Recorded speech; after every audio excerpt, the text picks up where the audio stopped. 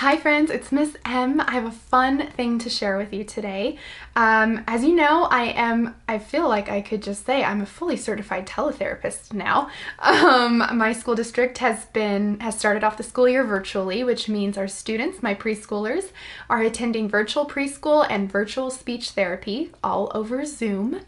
And so I wanted to share some things that have really worked for me as far as meeting their needs and working on their individualized goals via teletherapy. And I will say, at first I was really nervous. I still get nervous because I still don't know all the technology and everything like that, but I feel like we're getting a little bit of a groove. My students are amazing. They are resilient. They're learning so much about how to attend now to, me over a computer. And I'm so proud of them because they are working so hard. But I will say I was not really all that interested in virtual backgrounds and green screens when we started our teletherapy sessions. But I was open to it. I'd heard good things from other preschool speech pathologists who said, no, my preschoolers really love the virtual backgrounds. And so I tried a few things at first. The first couple days of speech therapy didn't have my virtual background up. I was trying to use puppets through the screen, which for some kids worked, but for some kids they didn't. It's hard for some of them, to understand the concept of me really being there. But then, I embraced the green screens and tried it out and realized how the students were really responding to having those virtual backgrounds, to seeing things maybe a little bit clearer because the backgrounds are clearer than some of the things I'll pull up into the screen with my camera. And all those fun things. I feel like now that I'm a certified teletherapist, I can also add to my resume that I could probably do the weather on the news. So that's a plus. Maybe not fully, because sometimes I miss where I'm supposed to point, But I'm going to show you some fun ways that I use my virtual backgrounds and ways that you can make teletherapy very, very interactive. So enjoy. Now we are in my speech room. I am on my laptop on Zoom, and I'm going to show you how I utilize this beautiful green screen behind me. First thing you should know about my green screen, there are a lot of great companies and green screens out there. I went with the old Dollar Tree tablecloth, and I'll show you. It is just hooked up to my whiteboard on our lovely whiteboard clips. So it is my DIY version of a green screen room in here. And I am not mad about it. It's actually worked out quite well. So a couple things you'll want. One green screen if you're doing it this way. I have two just in case. My wonderful SLPA provided me with double the green screen goodness. And then another thing to have would be either to create some sort of a construction paper envelope or get, again, Dollar Tree, like a little green tub. So something that's pretty similar in color that you can put on the board. And I'm going to show you why in a minute. I just realized I didn't make sure my audio is working, but looks good. Okay. All right. So I'm going to show you, one more thing you're going to want. Get a blue piece of construction paper, something that's very different from the color of your green screen, but not similar to your skin tone. So probably go with blue. And I have a magnifying glass. You can make a rectangle to make a mirror. I'm going to show you why I use this as well. All right, blue light glasses, in case you need them. I'm going to tuck these away so I don't scratch them while I do this. Okay, so when you are on Zoom so I'm making this kind of with the idea that you know how to add your own virtual backgrounds, but if you don't know how to add them, you go down to the little camera where it says stop video. There's a little arrow that you click and you would hit choose virtual background. So instead of stopping your video, you're going to choose your virtual background. And once you open that up in your settings, there's a little plus sign where you can click and add virtual backgrounds from your desktop. So any images that you've saved, and I have images that I'm sharing currently with other SLPs that we've found or bought on TPT. So, or we have uploaded scanned documents. I'm trying to look for something I can share with you, but I'm going to show you on my background right now. So we've uploaded scanned documents that we utilize as our backgrounds that the children are familiar with, materials that we use, like paper materials we would use regularly in person therapy. We're just throwing them up on our background. So something like this that I've put up behind me is our vowel walk, which I've used with my preschoolers every year I've been in preschool. We know this vowel walk. We know when we see our friend, we say hi. We know when we see the spider, we say E. And so what I do with this, I will share with you in a minute. But that's kind of the idea. You just scan in a JPEG or a PNG image, and you can put it up there, or you can download Google Images, whatever, just make sure you're careful with the copyright stuff. Okay. That's my tip for you. So let me share with you the first thing I want to share, which has been really fun for my kids. So, I tried using puppets. Now for some of the kids, it's still, oh look, he's attached to the green screen. For some of the kids, this works. And so I would want them to say hi to the puppet. But for some of them, it's not as engaging as throwing something up behind me. So we say hi to the dinosaur, because I always want to start my speech sessions off working on those greetings. We're here. We're not physically here, but I'm still here to interact with you. So let's start off with a greeting, right? The pragmatic portion of that is, we always greet our friends when we say hi. We greet our teachers when we say hi. And so we're going to greet the dinosaur too. So I always start them off with the animals. Some of my kids, I've had to be very careful because I have a little routine. So first we say hi to the dinosaur, then I click and we say hi to the kitty cat, and then I click and we say hi to the bear. Now some of the kids know the routine because I always did bear, kitty cat, dinosaur. And so I'm trying to switch it up. I'm trying to download some new pictures of new animals so we can say hi to them. But that's been really helpful. We can also say hi to our friend Sam. Hi, Sam. Sam is really great. He's my yes, no guy.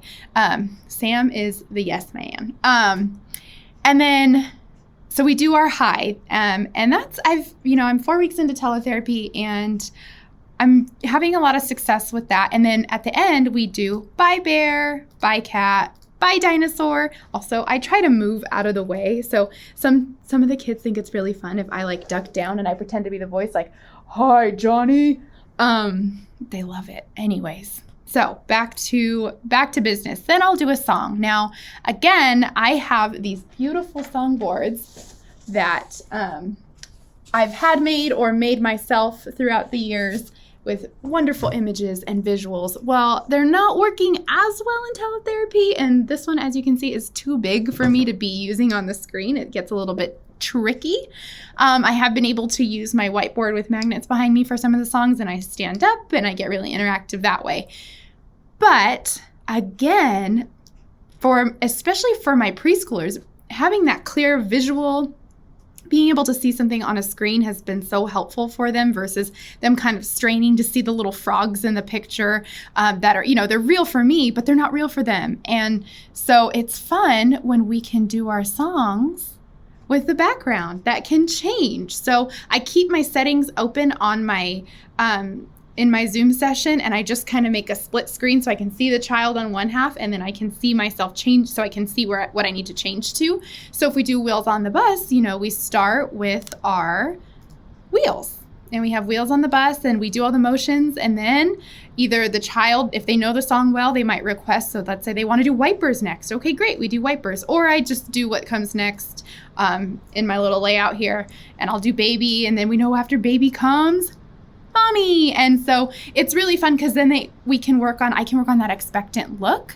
And it kind of cues them that something's going to change behind me. And I'll point, I'm getting really good at this whole weather woman thing. Not really, but I'll point and kind of be like, okay, look who comes next, and do my expectant look with my 5-second pause and all those fun things. So that's kind of how I'll do a song. So I have a few different songs on here.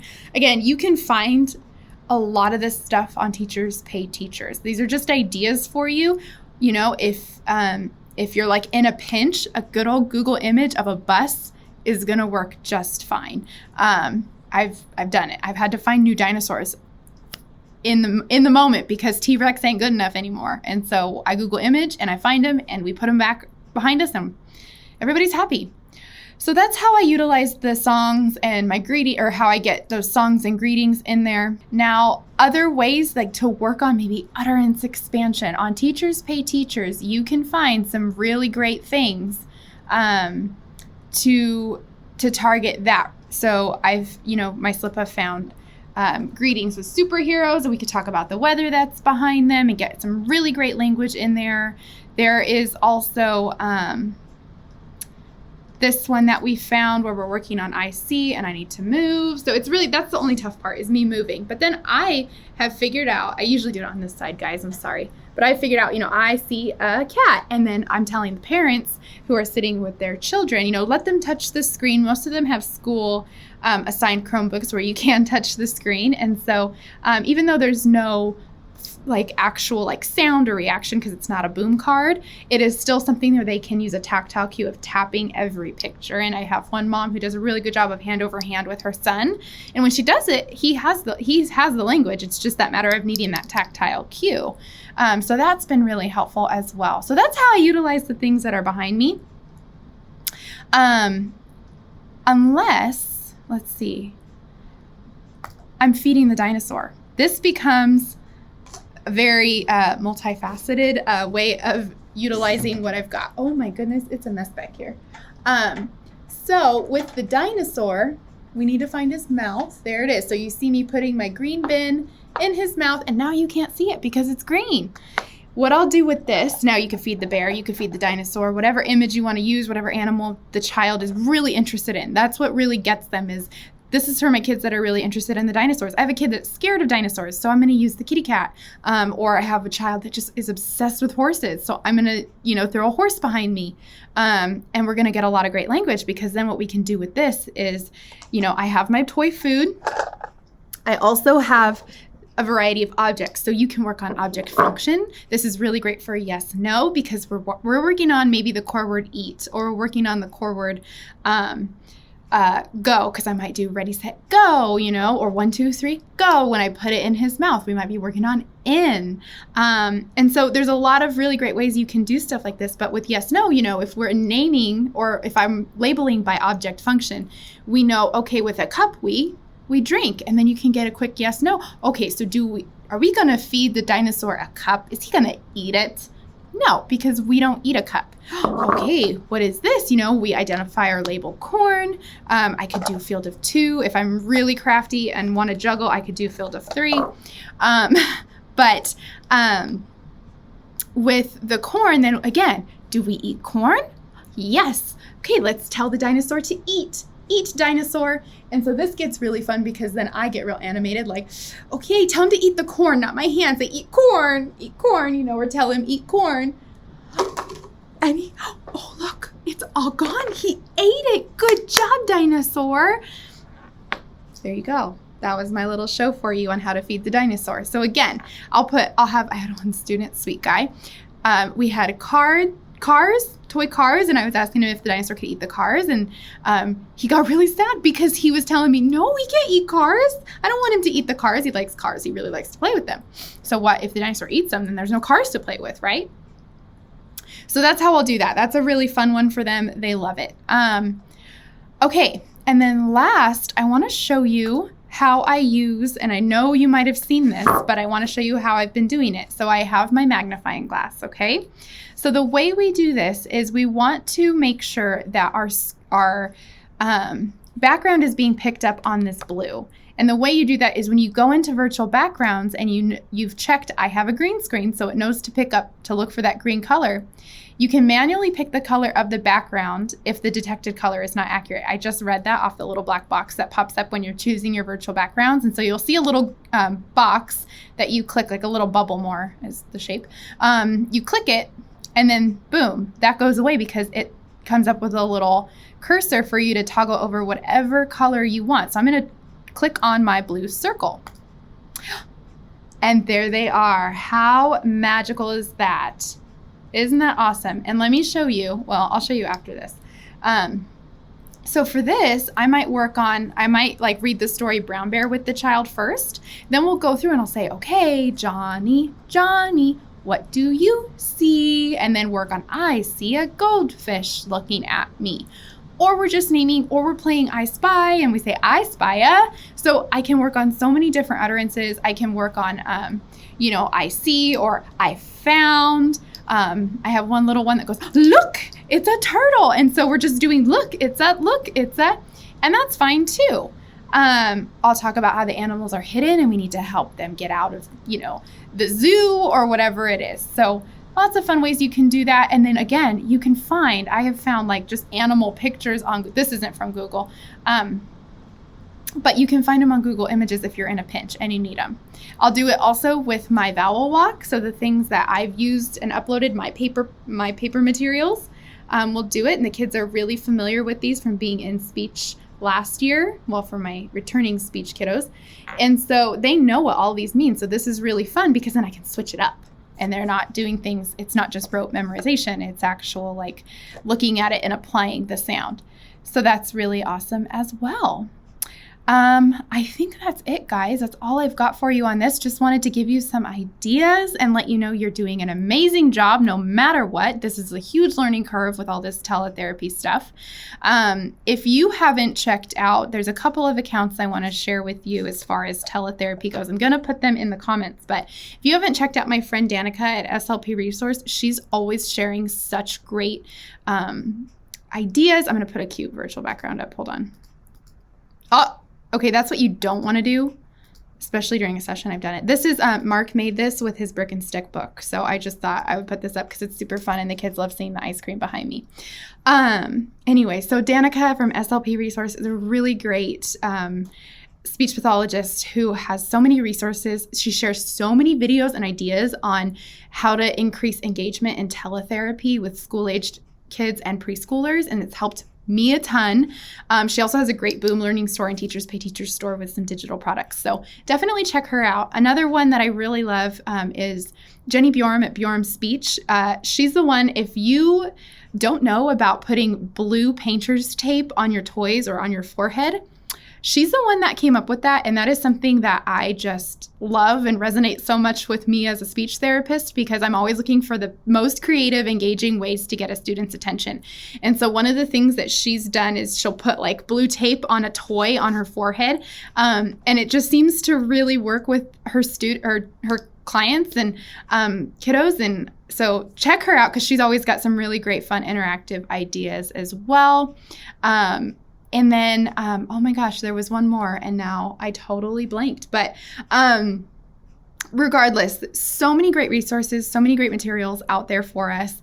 And if you ever need anything, please let me know. I am here to help or direct you to somebody who might know a little bit more about certain things than I do. So, yeah, I hope you're having a beautiful day and having just magical sessions no matter what. All right, friends, see you later. Bye-bye.